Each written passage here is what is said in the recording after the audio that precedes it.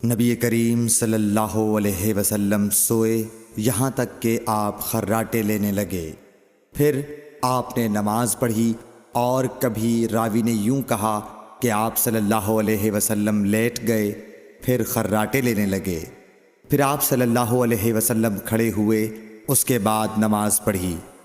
پھر سفیان نے ہم سے دوسری مرتبہ، ابن عباس رضی اللہ تعالی عنہ کہتے تھے کہ ایک مرتبہ میں نے اپنی خالہ ام المومنین حضرت میمونہ کے گھر رات گزاری تو میں نے دیکھا کہ رسول اللہ صلی اللہ علیہ وسلم رات کو اٹھے۔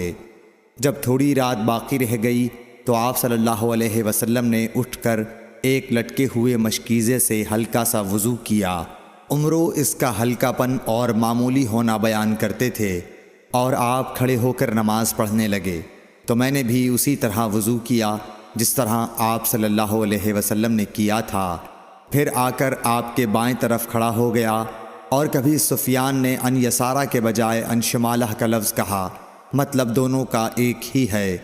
پھر آپ صلی اللہ علیہ وسلم نے مجھے پھیر لیا اور اپنی داہنی جانب کر لیا، پھر نماز پڑھی جس قدر اللہ کو منظور تھا۔ پھر آپ لیٹ گئے اور سو گئے حتیٰ کہ خراٹوں کی آواز آنے لگی۔ پھر آپ کی خدمت میں مؤذن حاضر ہوا اور اس نے آپ کو نماز کی اطلاع دی۔ آپ صلی اللہ علیہ وسلم اس کے ساتھ نماز کے لیے تشریف لے گئے۔ پھر آپ نے نماز پڑھی اور وضو نہیں کیا۔ سفیان کہتے ہیں کہ ہم نے عمرو سے کہا، کچھ لوگ کہتے ہیں کہ رسول اللہ صلی اللہ علیہ وسلم کی آنکھیں سوتی تھیں، دل نہیں سوتا تھا۔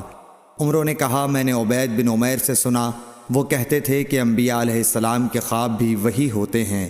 پھر قرآن کی یہ آیت پڑھی، میں خواب میں دیکھتا ہوں کہ میں تجھے ذبح کر رہا ہوں۔ صحیح بخاری حدیث نمبر 138۔